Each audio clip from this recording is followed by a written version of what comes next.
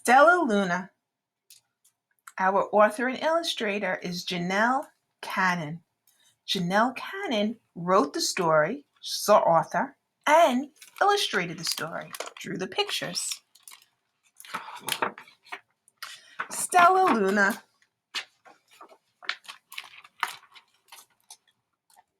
In a warm and sultry forest far, far away, there once lived a mother fruit bat and her new baby.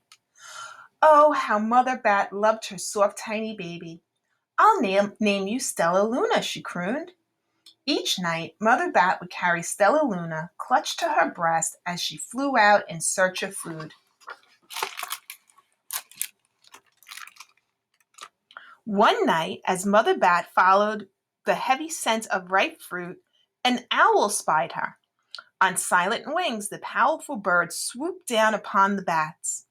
Dodging and shrieking, Mother Bat tried to escape, but the owl struck again and again, knocking Stellaluna into the air. Her baby wings were as limp and useless as wet paper. Down, down she went, faster and faster, into the forest below. The dark leafy tangle of branches caught Stellaluna as she fell. One twig was small enough for Stellaluna's tiny feet.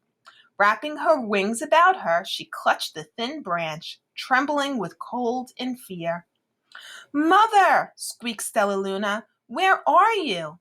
By daybreak, the baby bat could hold on no longer.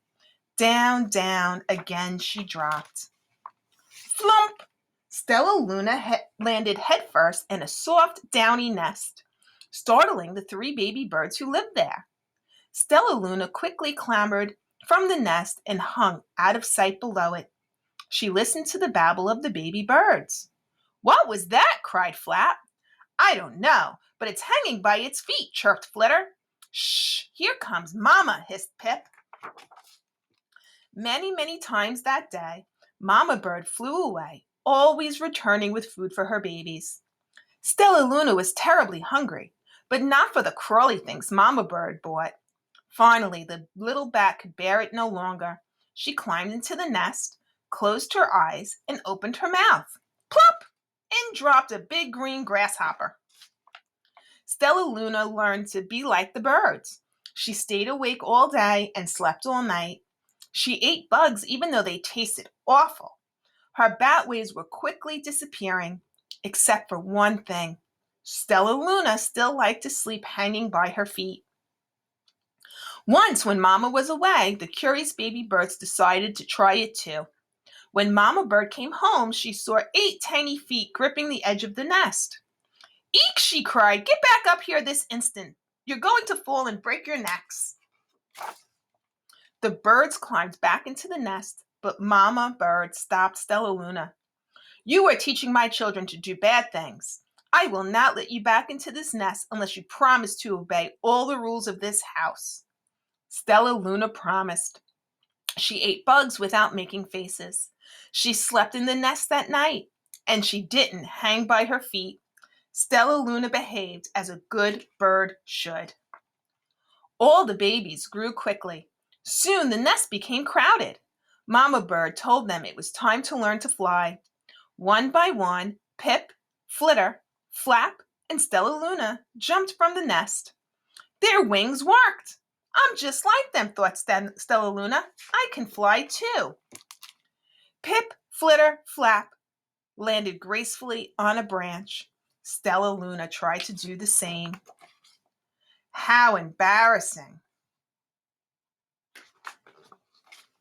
"I will fly all day," Stellaluna told herself. "Then no one will see how clumsy I am." The next day, Pip, Flitter, Flap, and Stellaluna went flying far from home. They flew for hours, exercising their new wings. The sun was setting.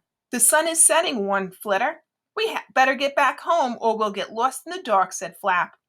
But Stellaluna had flown far ahead and was nowhere to be seen.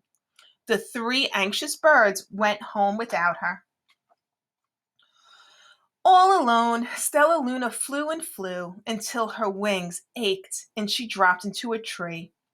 "I promised not to hang by my feet," Stellaluna sighed, so she hung by her thumbs and soon fell asleep. She didn't hear the soft sound of wings coming near. "Hey," a loud voice said, "why are you hanging upside down?" Stellaluna's eyes opened wide. She saw a most peculiar face. "I'm not upside down, you are," Stellaluna said. "Ah, but you're a bat. Bat hangs by their feet. You are hanging by your thumbs. So that makes you upside down," the creature said. "I'm a bat. I hang by my feet.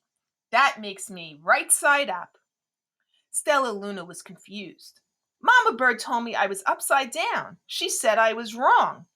Wrong for a bird, maybe, but not for a bat. More bats gathered around to see the strange young bat who behaved like a bird. Stellaluna told them her story. "You ate bugs?" stuttered one. "You slept at night?" gasped another. "How very strange," they all muttered. Wait, let me look at this child." A bat pushed through the crowd. "An owl attacked you?" she asked. Sniffing Stellaluna's fur, she whispered, "You are Stellaluna. You are my baby." "You escaped the owl?" cried Stellaluna. "You survived?" "Yes," said Mother Bat as she wrapped her wings around Stellaluna.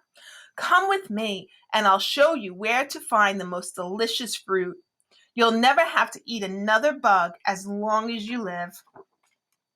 But it's nighttime, squeaked Stellaluna. "We can't fly in the dark or we'll crash into trees." "We're bats," said Mother Bat. "We can see in darkness. Come with us." Stellaluna was afraid, but she let go of the tree and dropped into the deep blue sky. Stellaluna could see.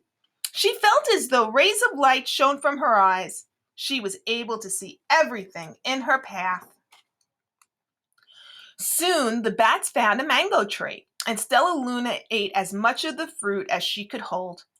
"I'll never eat another bug as long as I live," cheered Stellaluna as she stuffed herself full. "I must tell Pip, Flitter, and Flap." The next day, Stellaluna went to visit the birds. "Come with me and meet my bat family," said Stellaluna. "Okay, let's go," agreed Pip. "They hang by their feet and they fly at night and they eat the best food in the world," Stellaluna exclaimed as the birds as on the way. As the birds flew among the bats, Flap said, "I feel upside down here." So the birds hung by their feet. "Wait until dark," Stellaluna said excitedly. "We will fly at night." When night came, Stellaluna flew away. Pip, Flitter, and Flap leapt from the tree to follow her. "I can't see a thing," yelled Pip. "Neither can I," howled Flitter. "Ah!" shrieked Flap. "They're going to crash," gasped Stellaluna. "I must rescue them." Stellaluna swooped about, grabbing her friends in the air. She lifted them to a tree, and the birds grasped the branch. Stellaluna hung from the limb above them. "We're safe," said Stellaluna. Then she sighed. "I wish you could see in the dark, too." "We wish you could land on your feet," Flitter replied. Pip and Flap nodded. They perched in silence for a long time. "How can we be so different and feel so much alike?" mused Flitter. "And how can we feel so different and be so much alike?" wondered Pip. "I think this is quite a mystery," Flap chirped. "I agree," said Stellaluna. "But we're friends, and that's a fact."